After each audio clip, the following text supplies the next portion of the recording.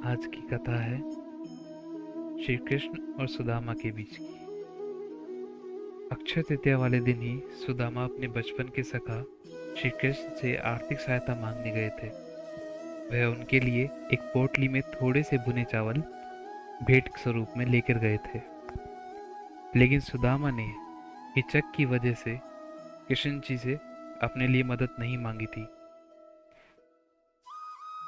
वह बिना कुछ मांगे उनसे विदा लेकर अपने घर लौट आए थे।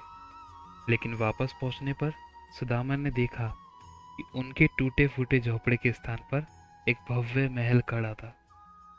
उनकी गरीब पत्नी और बच्चे अच्छे वस्त्रों से मिले थे। यह देखकर सुदामा समझ गए कि यह सब श्री कृष्ण की लीला है। यही वजह है कि अक्षय तृतीया पर आज भी साफ मन से दान देना और पूजा का बहुत महत्व है। साथ ही इसे धन संपत्ति के लाभ से भी जोड़ा जाता है। अक्षय तृतीया की कहानी इस प्रकार है। एक ब्राह्मणी थी जो बहुत गरीब व निर्धन थी। भिक्षा मांगकर जीवन यापन किया करती थी। एक समय आया कि 5 दिन तक उसे भिक्षा नहीं मिली। वह प्रतिदिन पानी पीकर भगवान का नाम लेकर सो जाती थी। छठवें दिन उसे भिक्षा में 2 मुट्ठी चने मिले। कुटिया पर पहुंचते पहुंचते रात हो गई। ब्राह्मणी ने सोचा, अब ये चने रात में नहीं खाऊंगी, प्रातःकाल वासुदेव को भूख लगाकर तभी खाऊंगी। यह सोचकर ब्राह्मणी ने चनों को कपड़े में बांधकर रख दिया और वासुदेव का नाम जपते जपते सो गई। ब्राह्मणी के सोने के बाद चोर चोरी करने कुटिया में आए। इधर उधर बहुत ढूंढने पर भी चोरों को कुछ ना मिला। वह चने से भरी पोटली को सोने का समझकर लेकर भागने लगे। इतने में ब्राह्मणी जग गई और शोर मचाने लगी। गांव के सारे लोग चोरों को पकड़ने के लिए दौड़े। पकड़े जाने के डर से चोर संदीपनी मुनि के आश्रम में छिप गए। संदीपनी मुनि का आश्रम भगवान श्री कृष्ण और सुदामा जहाँ शिक्षा ग्रहण कर रहे थे वह था। गुरु माता को लगा कि कोई आश्रम के अंदर आया है। गुरु माता देखने के लिए आगे बढ़ी। चोर डर गए और आश्रम से भाग गए। भागते समय चोरों ने पोटली वहीं छोड़ दी। इधर भूख से व्याकुल ब्राह्मणी ने जब जाना कि उसके चने की पोटली चोर उठा ले गए हैं, तो ब्राह्मणी ने श्राप दिया कि मुझ दीनहीन असहाय कि जो भी चने खाएगा वह दरिद्र हो जाएगा। उधर प्रातःकाल गुरु माता ने आश्रम में झाड़ू लगाई तो उन्हें चने की पोटली मिली।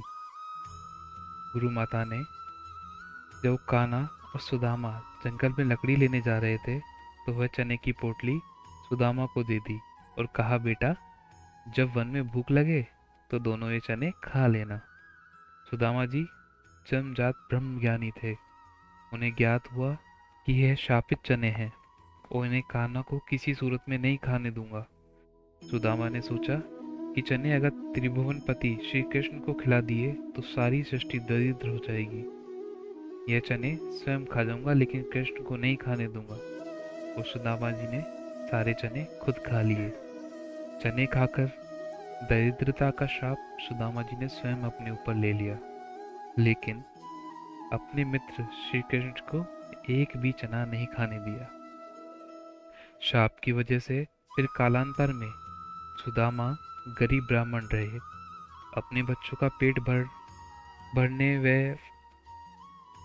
एक समय का भोजन करने के लिए उनके पास पैसे नहीं थे। सुदामा की पत्नी ने कहा, हम भले ही भूखे रहें लेकिन बच्चों का पेट तो भरना पड़ेगा। इतना बोलते बोलते उनकी आंखों में आंसू थे।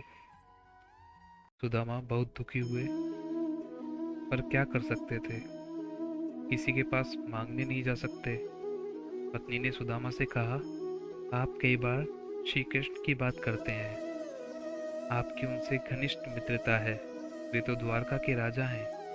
आप वहां जाइए ना, वहां कुछ भी नहीं मांगना पड़ेगा। सुदामा को पत्नी की बात सही लगी। सुदामा ने द्वारका जाने का तय किया। पत्नी से कहा, ठीक है मैं कृष्ण के पास जाऊंगा। लेकिन उनके बच्चों के लिए कुछ लेकर जाना पड़ेगा। सुदामा की पत्नी पड़ोस में भुने चावल लेने गई। उसे फटे हुए कपड़े में बांधकर उसकी पोटली बनाई। सुदामा उस पोटली को लेकर द्वारका जाने के लिए निकल पड़े। द्वारका देखकर सुदामा तो दंग रह गए। वहां सभी लोग बहुत सुखी थे। सुदामा पहुंचते पहुंचते पूछते पूछते कृष्ण के महल तक पहुंचे। दरबार ने साधु से जैसे दिखने वाले सुदामा से पूछा, अरे भाई, क्या काम है? सुदामा ने जवाब दिया, मुझे श्री कृष्ण से मिलना है। वह मेरे मित्र हैं। अंदर जाकर कहिए कि सुदामा उनसे मिलने आए हैं। दरबान को सुदामा के वस्त्र देखकर हंसी आ गई। उसने जाकर कृष्ण को बताया। सुदामा का नाम सुनते ही कृष्ण खड़े हो गए और अपने मित्र से मिलने दौड़े चले गए। सभी आश्चर्य से देख रहे थे, कहाँ राजा और कहाँ ये साधु। कृष्ण सुदामा को महल में ले गए। संदीपनी ऋषि के गुरुकुल के दिनों की यादें ताजा हो गई।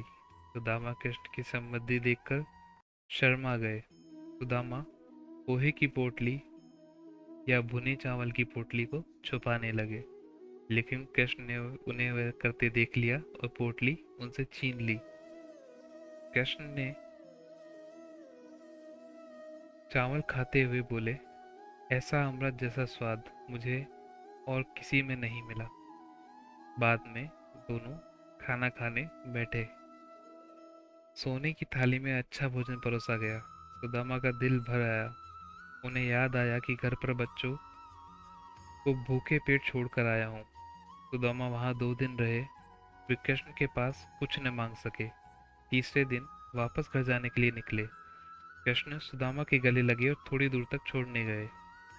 घर जाते हुए सुदामा को विचार आया, घर पर पत्नी पूछेगी क्या लाए तो क्या जवाब दूंगा। सुदामा घर पहुंचे। वहां उन्हें अपनी झोपड़ी नजर नहीं आई। उतने में ही एक सुंदर घर में उनकी पत्नी बाहर आई, जिसने सुंदर कपड़े पहने थे। पत्नी ने सुदामा से कहा, देखा कृष्ण का प्रताप, हमारी गरीबी चली गई। कृष्ण ने हमारे सारे दुख हर लिए। सुदामा को कृष्ण का प्रेम याद आया। उनकी आंखों में खुशी के आंसू आ गए। वह दिन अक्षय तृतीया का था। तब से प्रति अक्षय तृतीया पर श्री कृष्ण सुदामा की एक कथा सुनाई जाती है। आज की कथा यहीं समाप्त होती है। जय श्री राधे।